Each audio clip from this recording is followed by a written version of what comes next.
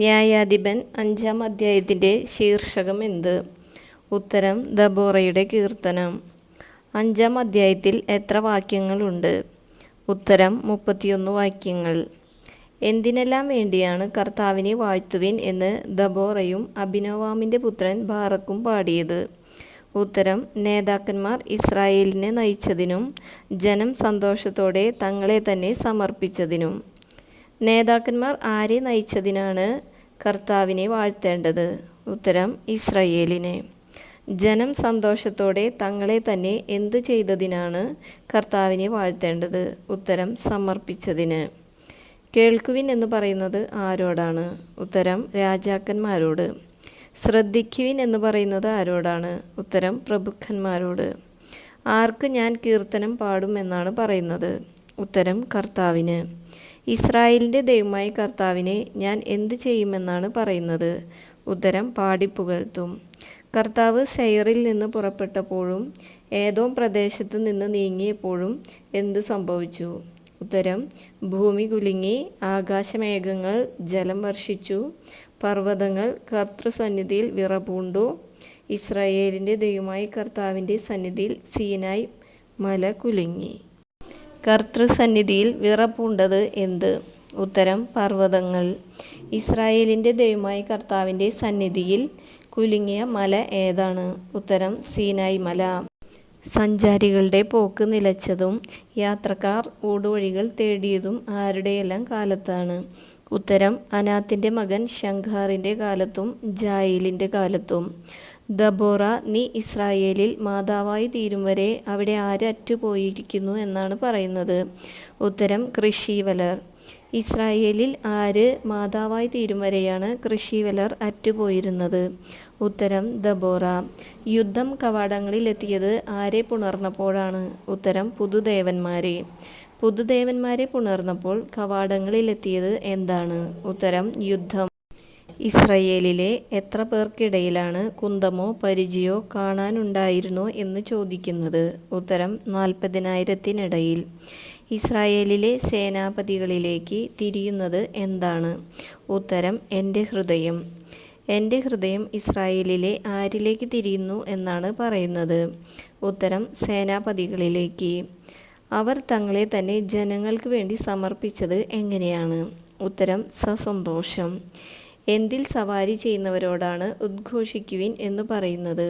ഉത്തരം ചെങ്കഴുതപ്പുറത്ത് സവാരി ചെയ്യുന്നവരോട്. പൂരിപ്പിക്കുക.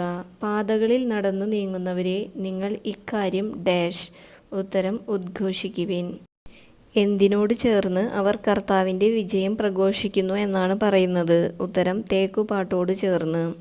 തേക്കുപാട്ടോട് ചേർന്ന് അവർ പ്രഘോഷിക്കുന്നത് എന്താണ്?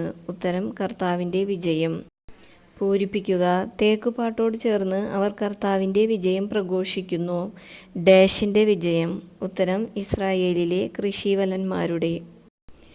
പട്ടണവാതിൽക്കലേക്ക് അണിയണിയായി നീങ്ങിയത് ആരാണ്?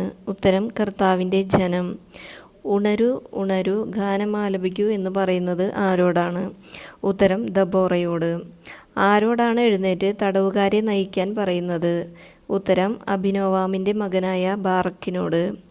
അബിനോവാമിൻ്റെ മകനായ ബാറക്കിനോട് എഴുന്നേറ്റ് ആരെ നയിക്കുക എന്നാണ് പറയുന്നത്? ഉത്തരം തടവുകാരെ. താഴേക്ക് അണിയണിയായി നീങ്ങിയവർ ആര്? ഉത്തരം ശ്രേഷ്ഠന്മാരിൽ ശേഷിച്ചവർ. കർത്താവിൻ്റെ ജനം അണിയണിയായി ഇറങ്ങി വന്നത് ആർക്കെതിരെയാണ്? ഉത്തരം ശക്തന്മാർക്കെതിരെ. ബെഞ്ചമിൻ, നിന്നെയും നിന്റെ ബന്ധുക്കളെയും അനുഗമിച്ച് അവർ താഴ്വരയിലേക്ക് പുറപ്പെട്ടത് എവിടെ നിന്ന്? ഉത്തരം എഫ്രായിമിൽ നിന്ന്. സേനാപതികൾ താഴേക്ക് അണിയണിയായി നീങ്ങിയത് എവിടെ നിന്ന്? ഉത്തരം മാഖീറിൽ നിന്ന്. സെബുലൂണിൽ നിന്ന് എന്ത് വഹിച്ചവരാണ് താഴേക്ക് അണിയണിയായി നീങ്ങിയത്? ഉത്തരം സൈന്യാധിപൻ്റെ ദണ്ഡു വഹിച്ചവർ. ആരുടെ പ്രഭുക്കന്മാരാണ് ദബോറയോടുകൂടെ വന്നത്? ഉത്തരം ഇസാക്കറിൻ്റെ. ഇസാക്കർ വിശ്വസ്തനായിരുന്നത് ആരോടാണ്?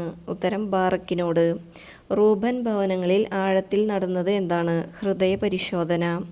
ആഴത്തിൽ ഹൃദയപരിശോധന നടന്നത് ആരുടെ ഭവനങ്ങളിലാണ്? ഉത്തരം റൂബൻ ഭവനങ്ങളിൽ. ജോർദാനപ്പുറം തങ്ങിയത് ആരാണ്? ഉത്തരം ഗിലയാദ്.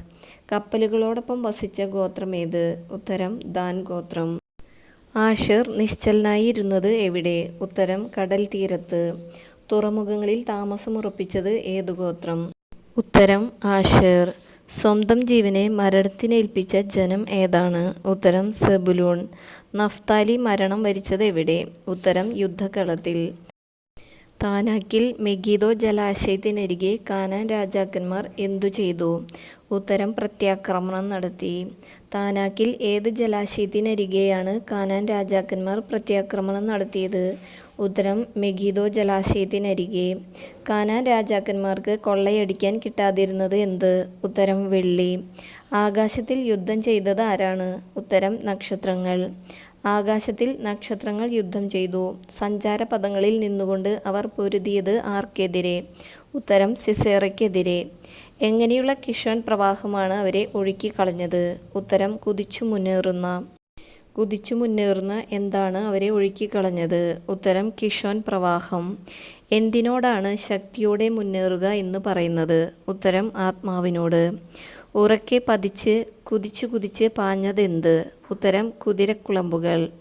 മെറോസിലെ നിവാസികളെ കഠിനമായി ശപിക്കാൻ പറയുന്നത് ആരാണ്? ഉത്തരം കർത്താവിൻ്റെ ദൂതൻ. കർത്താവിൻ്റെ സഹായത്തിന് വരാതിരുന്നതും ശക്തന്മാർക്കെതിരെ കർത്താവിനെ തുണയ്ക്കാൻ അണിനിരക്കാതിരുന്നതും ആരാണ്? ഉത്തരം മെറോസിലെ നിവാസികൾ. കൂടാരവാസികളിൽ ഏറ്റവും ധന്യയാര്? ഉത്തരം കേന്യനായ ഹേബറിൻ്റെ ഭാര്യ ജായേൽ. ജായേൽ രാജതാലത്തിൽ കൊണ്ടുവന്നത് എന്ത്? ഉത്തരം കട്ടത്തൈര്. സിസേറ നിശ്ചലനായി കിടന്നത് ആരുടെ കാൽക്കലാണ്? ഉത്തരം ജായേലിൻ്റെ കാൽക്കൽ. സിസേറയുടെ അമ്മ എത്തി നോക്കിയത് എന്തിലൂടെ? ഉത്തരം കിളിവാതിലിലൂടെ. അവൻ്റെ രഥം വൈകുന്നതെന്തുകൊണ്ട്?